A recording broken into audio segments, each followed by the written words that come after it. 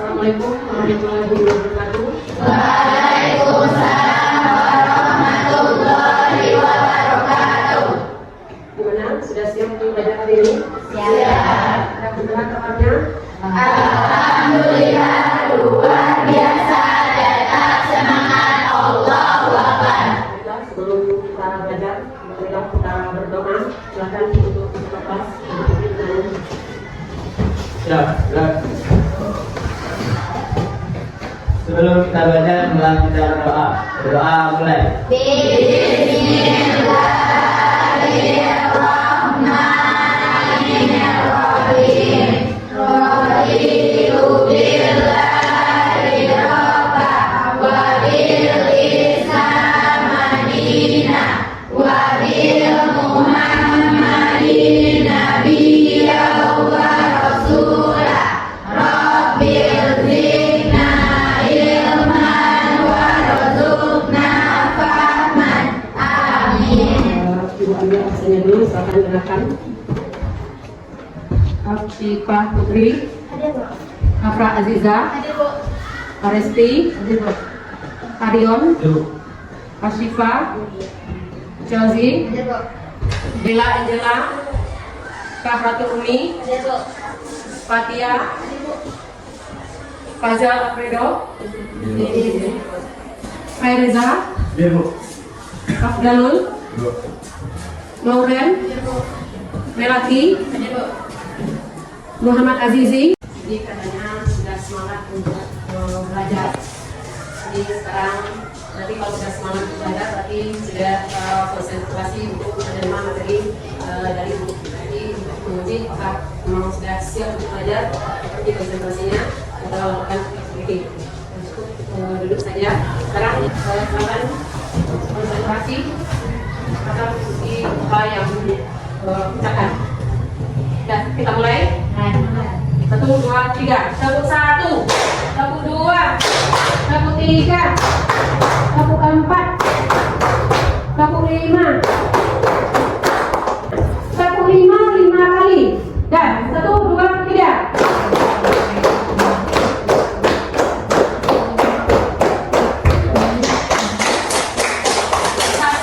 Dan sebelumnya kita sudah membahas mengenai poster. Kita lihat apa kira-kira kaitan antara materi poster dengan berita. Siapa yang bisa? Poster itu apa? Media menyampaikan informasi yang membuat dalam poster dan terlihat. Ya, poster adalah suatu media atau alat mempublikasikan suatu informasi melalui gambar. Ya, itu untuk poster. Ya, sekarang kita juga akan mempublikasikan atau dalam bentuk berita. Jadi tujuan kita hari ini yaitu untuk menganalisis itu berkaitan dengan informasi apa saja yang mungkin bisa kita temukan dalam sebuah berita. Jadi itu akan kita bahas. Sebelumnya, tadi kan? Ini sebelumnya sudah pernah mendengar berita? Ada yang mana? TV. Selain TV ada? Selain orang lagi melalui handphone. Ya, sekarang akhir-akhir ini berita apa saja yang viral atau yang terbaru, berita terbaru? Pembedalan di Kapal 9, apa lagi?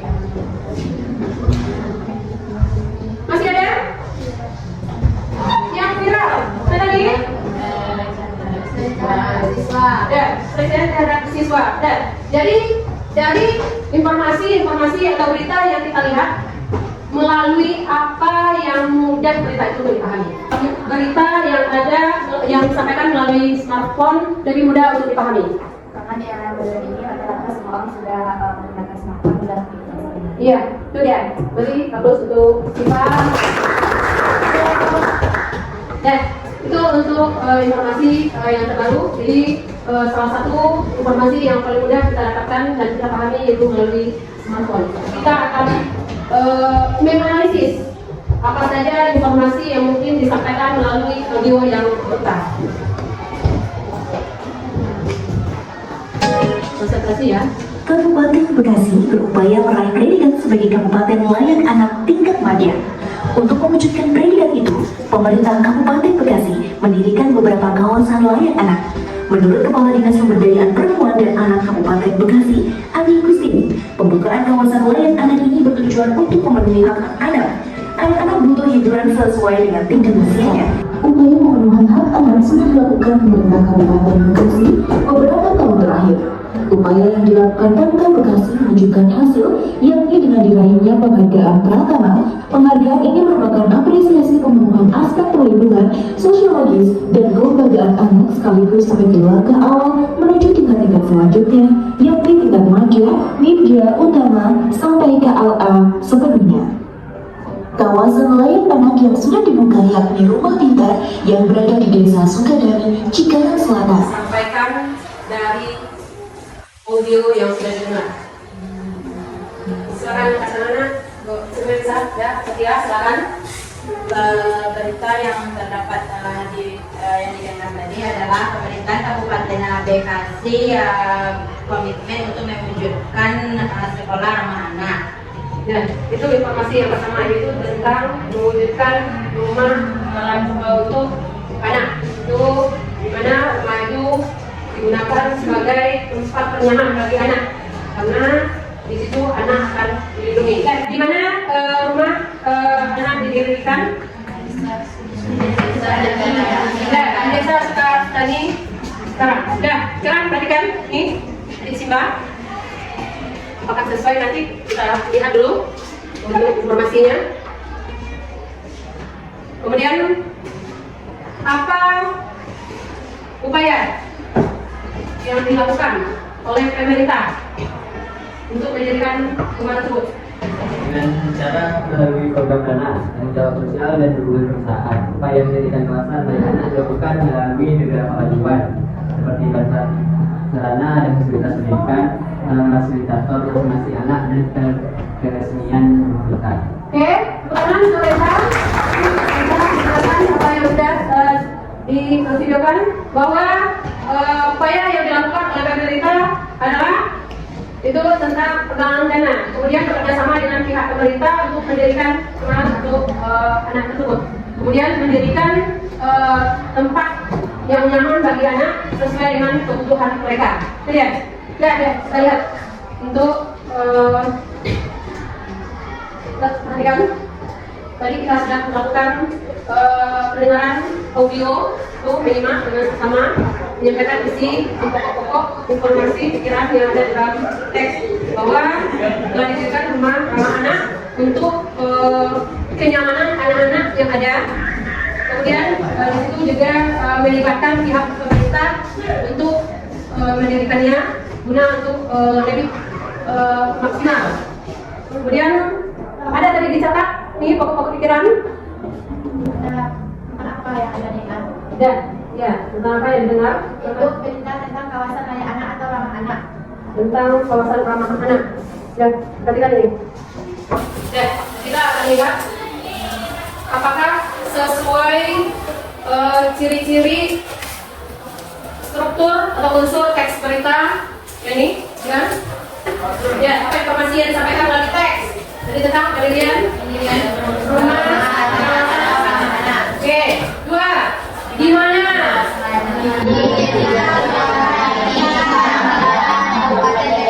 Oke, siapa pendiri? Ani Gustini. Selanjutnya, kenapa didirikan kawasan layak anak? Ya, untuk memastikan bahwa anak itu mendapatkan perlindungan. Apa yang dilakukan? Vaksinasi anak. Ya, itu bersama dengan pihak pemerintah kemudian melengkapi fasilitas supaya anak menjadi lebih nyaman. Ya, sesuai dengan informasi yang didengar tadi, apakah yang didengar tadi termasuk sebuah berita? Ya. Apakah unsur yang ada di dalamnya lengkap? Lengkap. Ya. Jadi sekarang kita akan coba menganalisis informasi yang ada di dalam teks dalam KPD. kita akan bagi kelompok. Silakan duduk berdasarkan kelompok yang sudah dipilih.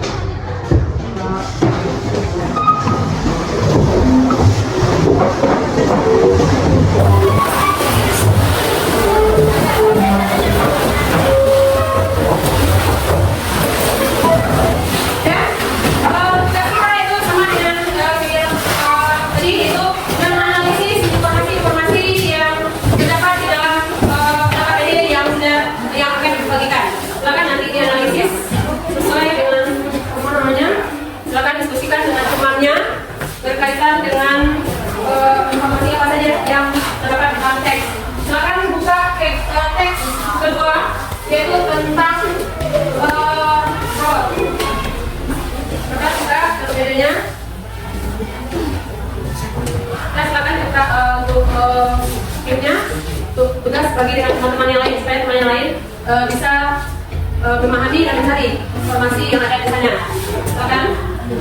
Dan kasih waktu 20 menit untuk mendiskusikan apa saja informasi yang terdapat dari teks yang ada. Silakan dimulai.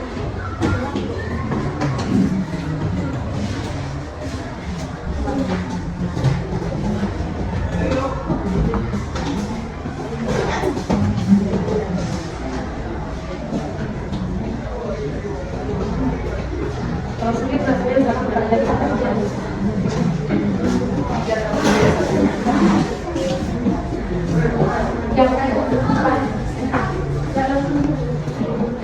Dan untuk analisisnya, silakan langsung dibuat aja di KPD-nya langsung. Jangan di atas. Iya, silakan.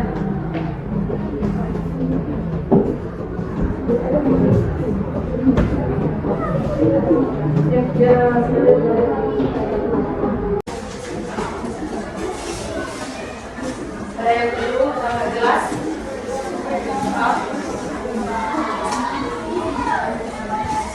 Thank you. Apa? Iya, itu adalah pertanyaan yang akan kita kasih.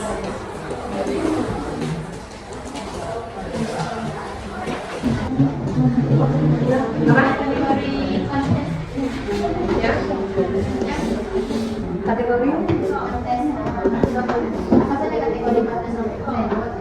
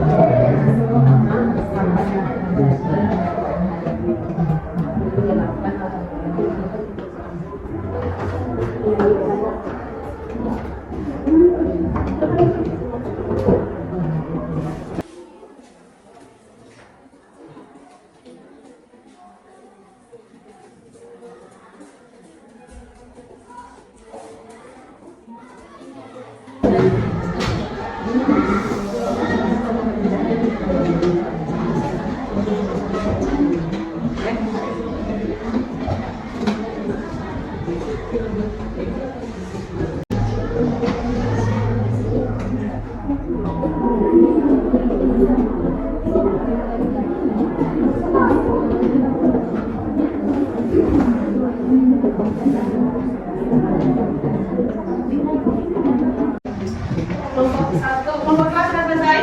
Belum? Tiga? Belum? Empat? Belum berarti? Belum?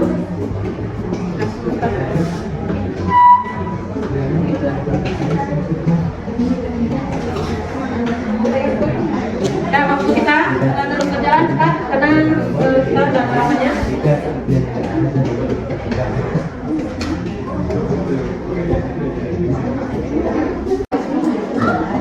Ada? Satu lagi? Oke, lanjutkan. Yang kedua, satu lagi. Berempat. Oke, apa nih? Berapa lagi? Udah.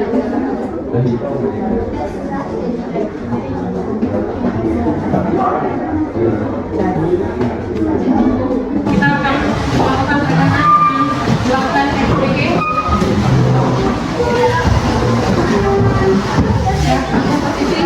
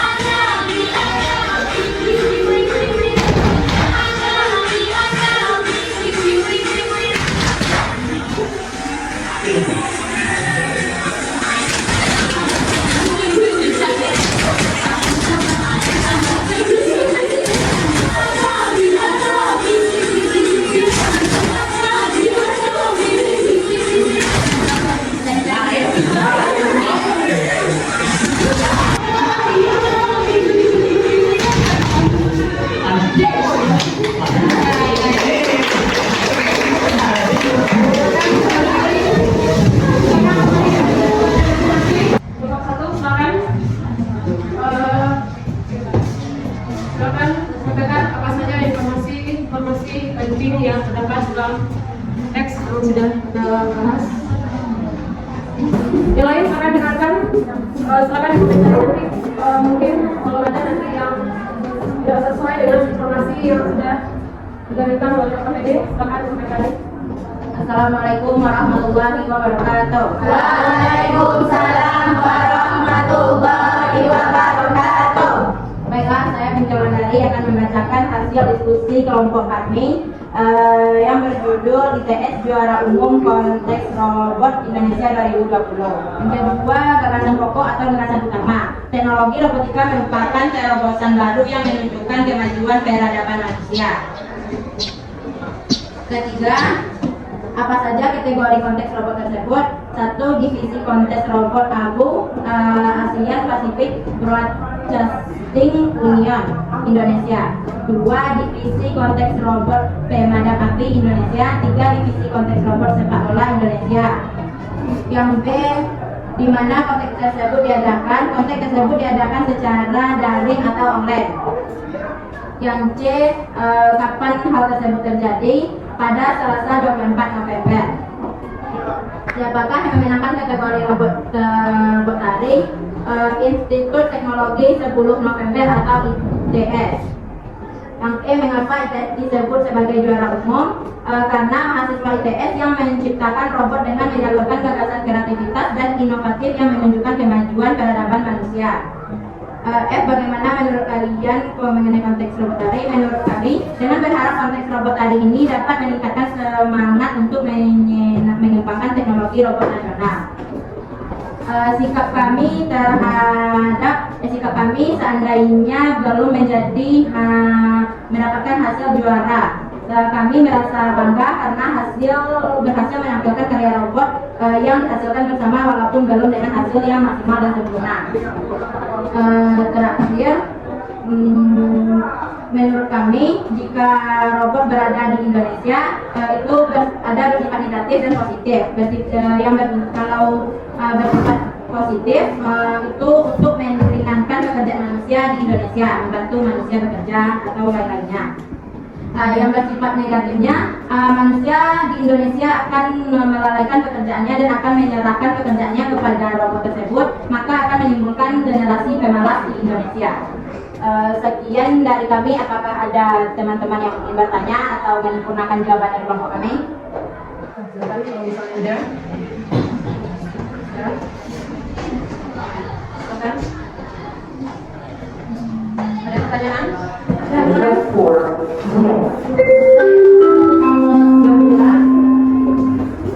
Ingin bertanya, di nomor 3 tidak bersalah kapan hal tersebut terjadi dalam hal kerja. Tapi jawaban kalian menurut saya kurang lengkap karena alasannya tidak jelas. Jadi tolong alasannya dijelaskan. Di kelompok satu pengen memperjelas jawaban untuk alasan menjadi juara. Untuk pertanyaannya, silakan apa jawaban dari kelompok satu berkaitan dengan pertanyaan yang sudah diajukan? Ya, silakan. Kami dari kelompok 1 mohon maaf tidak mendapatkan jawabannya. Apa bisa kelompok 2 menggunakan jawabannya? Pertanyaan nomor 1 itu alasannya mereka dapat meningkatkan semangat untuk mengembangkan teknologi robot nasional. Baiklah, terima kasih atas penyempurnaan saat jawaban kami. Jawaban dari kelompok 2. Ya, paham untuk kelompok 1? Untuk meningkatkan katanya tentang di Indonesia. Baiklah, hanya itu yang dapat kami sampaikan. Apabila ada kesalahan kami mohon maaf. Assalamualaikum warahmatullahi wabarakatuh. Waalaikumsalam warahmatullahi wabarakatuh. Silakan kelompok 2. Reza, silakan. Assalamualaikum warahmatullahi wabarakatuh. Waalaikumsalam warahmatullahi wabarakatuh. Saya dari perwakilan kelompok 2 akan membacakan hasil diskusi dari teks yang telah kami simpulkan. Yang pertama, untuk soal pertama, kami mendapatkan jawaban yaitu masalah yang disampaikan dalam tersebut yaitu ITS Juara Umum Kontes Robot Indonesia 2020. Yang kedua, gagasan pokok teks tersebut yaitu Institut Teknologi 10 November atau ITS Surabaya meraih juara umum tingkat nasional di ajang konteks robot Indonesia 2020. Ketiga, apa kategori kontes robot tersebut? Kontes tersebut diadakan secara daring atau online pada 18 sampai 24 November 2020. Yang jawabannya itu Selasa 24 November karena dapat meningkatkan semangat untuk mengembangkan teknologi robot nasional. Yang menurut kami itu kontes robot tadi sangat menarik karena dapat melestarikan budaya Indonesia. Itu adalah hasil diskusi dari kami. Apakah dari hasil diskusi kami tadi ada pertanyaan dari teman-teman sekalian atau penggunaan jawaban dari kelompok kami? Anda ingin bertanya kepada kelompok 2. Menurut pendapat kalian, jika robot berada di Indonesia, apakah tidak membawa dampak positif? Baik, saya dari kelompok 2 akan menjawab secara langsung pertanyaan dari kelompok 1 tadi. Robot sebenarnya itu dapat memberikan banyak dampak positif bagi suatu negara. Akan tetapi jika robot ini digunakan dengan angka yang besar, maka tingkat pengangguran di Indonesia akan meningkat karena kurangnya lowongan pekerjaan bagi warga masyarakat di Indonesia. Oke, berikan dengan penggunaan robot di Indonesia. Itu untuk kelompok jawaban kelompok 2. Gimana? Kelompok 1 puas dengan jawaban? Oke, untuk kelompok 3 silakan kita bertanya. Assalamualaikum warahmatullahi wabarakatuh. Waalaikumsalam warahmatullahi wabarakatuh. Saya Asyika Dr. Aisy akan mewakili kelompok 3 menyampaikan hasil diskusi kelompok kami, yakni dari teks yang berjudul ITS Juara Umum Konteks Robot Indonesia tahun 2020. Pertanyaan yang pertama, apa masalah yang disampaikan dalam berita tersebut? Masalah yang disampaikan dalam berita tersebut adalah pelaksanaan kontes robot di Indonesia tahun 2020. Yang kedua, berdasarkan teks di atas, apakah gagasan pokok atau gagasan utama teks tersebut? Gagasan pokok dari teks tersebut adalah kontes robot tingkat nasional yang dilaksanakan pada tahun 2020 banyak dimenangkan oleh mahasiswa dari Institut Teknologi 10 November Surabaya, sehingga mereka disebut sebagai juara umum pada kontes robot tersebut. Menurut kami, efektif jika tenaga robot diberdayakan di Indonesia, karena penggunaan teknologi robotika dalam aktivitas masyarakat tentu akan mempermudah pelaksanaan aktivitas masyarakat Indonesia. Dengan adanya bantuan teknologi robot,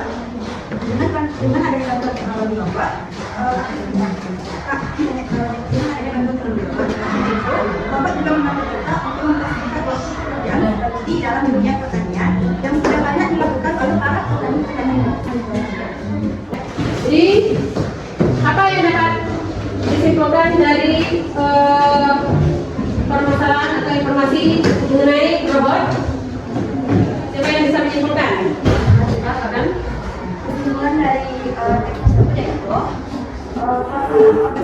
kontes robot di Indonesia sangat bagus dilakukan karena dapat mengembangkan inovasi dan kreativitas para generasi penerus bangsa dalam pengembangan teknologi robotika. Nah, itu dia. Jadi bisa menambah kreasi dan inovasi. Nah, untuk menambah juga wawasan juga bagi Indonesia. Nah, itu dia. Kemudian dari materi yang sudah kita lakukan, siapa yang bisa menyimpulkan apa saja informasi penting dari sebuah berita? Kesimpulan yang dapat kita ambil dari materi kita hari ini. Kita mengetahui unsur-unsur teks berita yang dinamakan dengan adisiba. Ternyata dengan belajar teks berita, kita mengetahui bahwa teks berita itu disusun berdasarkan adisiba. Itu pertanyaan yang berupa fakta. Ada lagi? Ya, apa? Kegiatan ini kita dapat mengetahui struktur yang ada pada teks berita, yaitu kepada berita berupa judul, tutur berita, dan ekor berita. Informasi yang disampaikan dalam teks berita yaitu informasi yang faktual, yaitu yang berdasarkan kenyataan sebenarnya, informasi yang aktual yaitu informasi yang terbaru atau terkini, kemudian informasi yang unik dan menarik yang dapat mempengaruhi pembacanya, dan yang terakhir berpengaruh bagi masyarakat. Ya, itu dia untuk materi kita hari ini. Jadi dengan mempelajari materi menganalisis informasi penting dalam sebuah berita, jadi kita bisa melihat itu apa saja unsur-unsur berita, kemudian apa saja ciri-ciri berita. Bahwa berita itu disusun oleh yang namanya adisiba. Itu dengan menggunakan pertanyaan unsurnya siapa, di mana, kapan, kenapa, bagaimana, dan siapa. Itu dia. Kemudian kita bisa lihat bahwa ciri-ciri berita itu yang utama adalah faktual, bisa dipercaya, kemudian menarik, kemudian bahasanya itu komunikatif. Itu untuk materi kita kali ini. Jadi dari materi yang sudah diberikan, apakah ada kendala atau menyenangkan? Kalau menyenangkan, apa alasan menyenangkan untuk materi ini? Apa? Kenapa menyenangkan? Cara belajar di sini? Ya, sudah. Kita kasih tuh bahwa dengan adanya pembelajaran kelompok seperti sekarang bisa bertukar pikiran untuk merumuskan dan menganalisa apa saja unsur dari sebuah berita. Berarti untuk minggu depan kita lanjutkan mengenai struktur dari teks berita. Silakan nanti baca dan pelajari di rumah. Jadi untuk hari ini berarti kita sekian, kita tutup nanti setelah baca.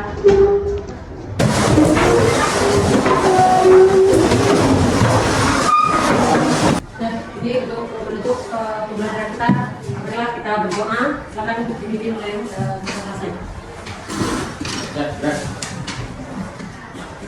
Mulai. Bismillahirrahmanirrahim. Subhanaka Allahumma wa bihamdika asyhadu an la ilaha illa anta astaghfiruka wa atubu ilaik. Assalamualaikum warahmatullahi wabarakatuh. Waalaikumsalam warahmatullahi wabarakatuh.